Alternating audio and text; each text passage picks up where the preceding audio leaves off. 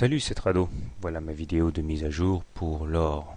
Bon, alors, vilain pied de nez de l'or aux intervenants, puisque alors que la perspective de la formation d'un canal entre la Bollinger supérieure et la Bollinger inférieure était bien effectivement dans les cartons, je m'attendais au même titre qu'à peu près tout le monde à une sortie par le haut pour que l'or ait visité les précédents plus hauts, notamment celui du 1er mai, 1570 par là.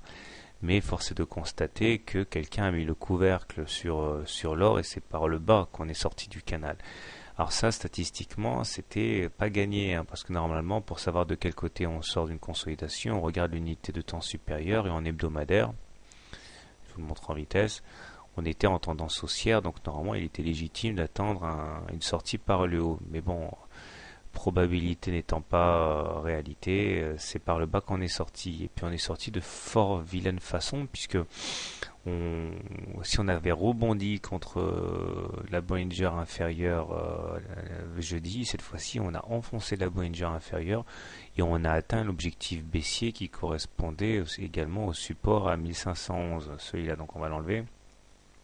Donc c'est un petit peu la douche froide là, parce que lorsqu'il y a une sortie hors des Bollinger avec une Bollinger supérieure et une Bollinger inférieure qui divergent, la porte est ouverte pour une rebelote en fait le jour d'après, c'est-à-dire qu'il y a de fortes chances pour que cette augmentation de volatilité se sorte par une nouvelle sortie en dessous des Bollinger lundi. Donc là c'est un petit peu tout le monde aux abris.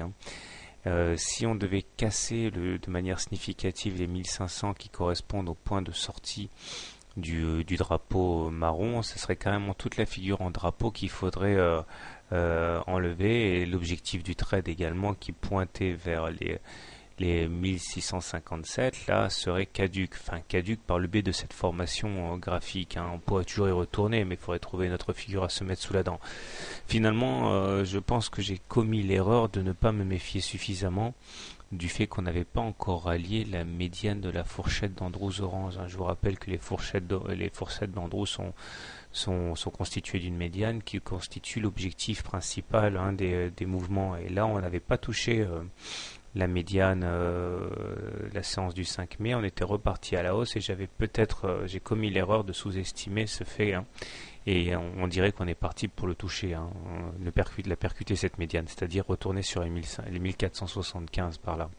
Bon, on verra.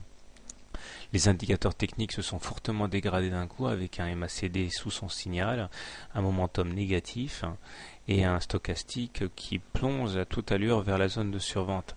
Il faudrait très très vite rebondir dès demain. En plus, comme si ça suffisait pas, on vient de former un double top, c'est-à-dire là le top sur cette période avec le top constitué par le 22 juin. Nous avons donc effectivement une ligne de coup, je vais la faire figurer en noir ici, qui correspond à ça, et on a cassé la ligne de coup ici, et l'objectif de trade des doubles tops, c'est celui-là. On prend l'amplitude du M, du double top, on le reporte en dessous de la ligne de coup, et ça veut dire qu'en fait il faudrait attendre les courbes, justement on retrouve les 1460 correspondant donc à la fois au support du 17 mai et également à la médiane de la fourchette d'Andrews.